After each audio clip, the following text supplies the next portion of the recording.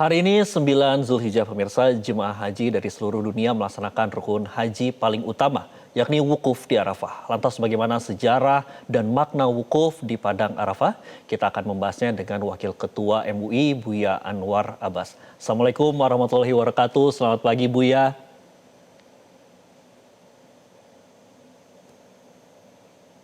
Selamat pagi Buya.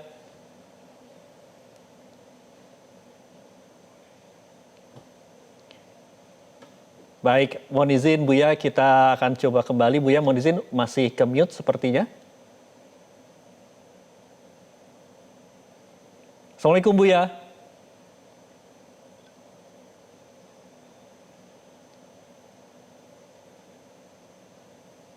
Iya, nampaknya masih di mute Buya ya.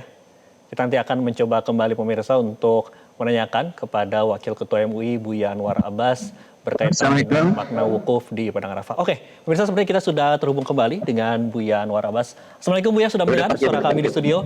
Waalaikumsalam warahmatullahi wabarakatuh. Baik, alhamdulillah. Buya, langsung saja, ini saat ini kan jutaan jemaah haji dari seluruh dunia, termasuk ada 221 ribu jemaah dari Indonesia ini menjalani ritual utama dalam ibadah haji, yakni wukuf di Arafah. Menurut Buya sendiri, apa makna terdalam dari pelaksanaan wukuf ini?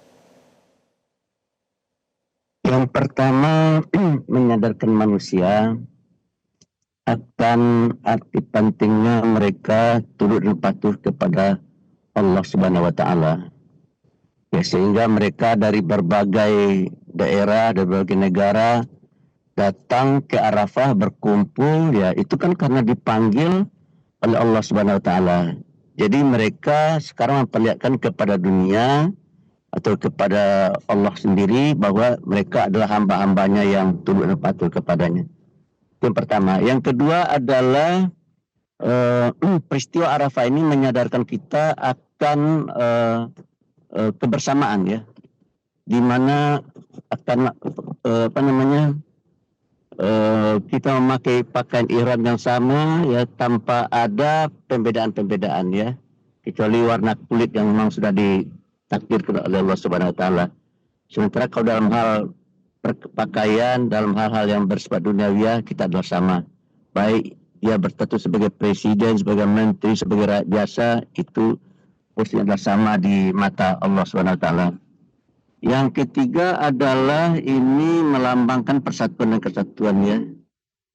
Mana kita umat Islam di seluruh dunia harus bersatu, ya, di bawah perintah Allah Subhanahu wa taala. Saya begitu. Tiga nilai itulah yang paling menonjol. Kepatuhan kepada Tuhan, yang kedua kesamaan, yang ketiga persatuan dan kesatuan. Buya, kepatuhan, kebersamaan, dan juga persatuan. Buya, Rasulullah SAW juga pernah bersabda bahwa Al-Hajj Arafah. Mengapa wukuf disebut sebagai inti haji? Apa yang menjadi alasannya, Buya? Karena menurut syariat, orang tidak akan bisa dikatakan telah melaksanakan ibadah haji kalau dia tidak wukuf di Arafah. Jadi haji dan tidak hajinya seorang itu dilihat apakah dia hadir di Arafah atau tidak hadir di Arafah, gitu. Jadi ini adalah sebuah kegiatan yang sangat menentukan apakah seseorang itu sudah bisa dikatakan melaksanakan haji atau tidak. Dan itu ketentuan syariat, ya. Kalau ketentuan syariat kan kita tidak bisa bantah lagi, ya, mengapa kok hanya di Arafah saja yang harus ada, gitu kan. Ini sudah ketentuan agama. Baik, Buya. Buya, kemudian rangkaian ibadah apa saja begitu yang harus dilakukan para jemaah haji saat wukuf untuk mendekatkan diri kepada Allah Subhanahu wa taala? Yang pertama yang dituntunkan Nabi adalah mendengarkan khutbah. Jadi nanti begitu masuk waktu zuhur, ya, khatib akan menyampaikan khutbahnya, ya, dan itu dianjurkan kepada kita semua untuk mendengarnya, ya. Kalau seandainya terlalu jauh, maka masing-masing orang di tendanya masing-masing juga bisa menyelenggarakan acara khutbah. Sehabis khutbah, mereka melaksanakan sholat zuhur dan sholat asar dengan jamak qashar. Jadi sholat zuhurnya diringkas, diqashar 2 rakaat, kemudian sholat asarnya dikerjakan di waktu zuhur dan juga diqashar. Kemudian sehabis itu, ya, kita membaca lafaz-lafaz karimah, lafaz takbir, tahmid, tahlil, dan juga talbiyah. Itulah hadis-hadis ketentuan-ketentuan yang perlu kita perhatikan ketika kita wukuf di Arafah. Baik, Buya, hari Arafah ini kan dikenal sebagai hari mustajab untuk berdoa. Doa apa yang memang sebaiknya dipanjatkan jemaah dan juga umat Islam yang tidak berhaji saat ini? Namun jangan dulu dijawab, Buya, kita harus jeda iklan terlebih dahulu. Dan pemirsa, usia jeda berikut ini, Breaking News Metro TV masih akan kami lanjutkan. Dan pemirsa, kita akan kembali berdialog dengan Buya Anwar. Buya, tadi di sebelum break kita sempat menanyakan sebenarnya apa yang pantas atau apa yang tepat begitu untuk doa-doa yang dipanjatkan para jemaah dan juga umat muslim yang saat ini tidak berhaji. Ya, kalau bagi mereka yang sedang melaksanakan ibadah haji, karena berdoa di Arafah itu sangat mustajab ya, maka panjatkanlah kepada Tuhan harapan-harapan ya, apa yang kita harapkan sebagai pribadi, sebagai anggota keluarga, sebagai warga masyarakat, sebagai warga bangsa, dan sebagai warga dunia.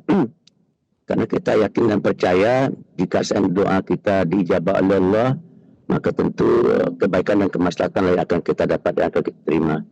Dan bagi kita bangsa Indonesia yang tidak tidak mengerjakan ibadah haji, ya kita mendoakan supaya mereka-mereka yang sedang melaksanakan ibadah haji bisa melaksanakan ibadah haji dengan baik, dengan lancar, sehingga nanti mereka pulangnya akan menjadi haji yang mabrur, hajinya diterima oleh Allah SWT, dan tingkah laku dan serta perilaku mereka nanti sepulang dari haji akan berubah sesuai dengan ketentuan-ketentuan yang ada dalam ajaran agama. Masa itulah harapan kita ya. Terima kasih. Buya, banyak juga jemaah haji Indonesia saat ini sudah lanjut usia begitu di tahun ini. Bagaimana pandangan dari MUI sendiri terkait dengan keringanan ibadah haji jemaah lansia saat wukuf? Ya, kalau wukuf mereka harus hadir di Arafah. Jika mereka tidak hadir di Arafah, maka mereka tidak dianggap melaksanakan ibadah haji, dan kalau seandainya dia masih ingin haji, maka dia haji lagi tahun depan. Oleh karena itu bagaimanapun keadaan mereka harus dibawa ke Arafah. Jika seandainya mereka sakit, usahakan mereka bisa dibawa ke Arafah meskipun mereka hanya ada di alam ambulan. Ya, karena haji seperti dikatakan Nabi, haji adalah Arafah. Jadi tidak ada haji kalau tidak ada hadir di Arafah. Jadi oleh karena itu kalau ada jamaah kita yang sakit, yang tidak bisa dibawa ke Arafah, ya maka berarti dia belum lagi melaksanakan ibadah haji. Tetapi dari sisi Allah tentu saja nilainya jadi lain ya. Karena dia sudah berusaha berangkat dari tanah air ya, sampai di sana dia sakit gitu kan ya. Saya rasa itu dia akan mendapatkan nilai khusus dari Allah SWT meskipun dia tidak melaksanakan ibadah haji. Cuma saya berharap betul kalau ada siapapun, apakah dia lansia atau tidak lansia ya, harus diusahakan supaya mereka hadir hari di Arafah. Mereka harus wukuf di Arafah. So, kalau seandainya mereka tidak ada yang tidak wukuf di Arafah, ya itu berarti mereka belum dianggap melaksanakan ibadah haji. Baik, Buya, kemudian apa yang harus dilakukan oleh para jemaah haji saat ini demi terciptanya kesempurnaan wukuf di Padang Arafah? Ya, kalau ditentukan kan begini ya, kita harus hadir di Arafah itu ba'da zuhur dan tergelincir matahari sampai terbitnya fajar. Ya, dan kalau seandainya kita datang ke Arafah tapi sebelum zuhur kita sudah keluar dari Arafah, itu juga tidak bisa dikatakan aja Arafah. Wukuf di Arafah. So, wukuf itu waktunya terentang dari tergelincir matahari sampai terbit fajar ya. Dan biasanya jamaah begitu matahari terbenam sudah boleh bergerak ke Musdalifah. Ya, jadi saya menganjurkan kepada teman-teman yang sedang melaksanakan ibadah haji ya, supaya masalah waktu ini dijaga betul ya. Jangan sampai meninggalkan Arafah sebelum tergelincir matahari ya. Dan nanti setelah tergelincir matahari silakan mendengarkan khutbah ya. Kemudian ya kalau tidak bisa di Masjid Namirah, ya mungkin barangkali panitia menyelenggarakan khutbah sendiri di tenda masing-masing. Silakan didengarkan, silakan hadir tempat tersebut.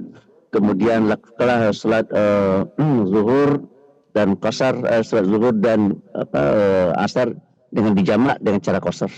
Seperti itu. Dan habis itu istilah waktu yang tersedia dengan melakukan membaca lafaz tasbih ya, membaca subhanallah, alhamdulillah, Allahu akbar, labbaik Allahumma labbaik ya. Saya rasa banyak mungkin lah lafaz-lafaz karimah yang kita lantunkan ya. Karena semakin banyak kita mengucapkan lafaz-lafaz karimah, maka nilai di situan tentu akan jauh lebih baik. Baik, Buya. Kemudian Buya, apakah ada juga larangan-larangan dalam ibadah wukuf begitu mungkin yang tidak boleh dilakukan oleh para jemaah haji saat ini? Ya, mereka tidak boleh memakai wangi-wangian ya. Makanya panitia harus mengingatkan betul sebelum berangkat ke Padang Arafah ya, supaya peserta jamaah diingatkan jangan memakai wangi-wangian ya. Dan juga kalau seandainya mereka suami istri ya jangan melakukan hal-hal yang dibolehkan sebagai suami istri ya. Tapi untuk wukuf selama mengerjakan ibadah haji sebelum sampai kita tahallul awal ya, kita tidak boleh melakukan hal-hal yang terkait dengan hubungan suami istri.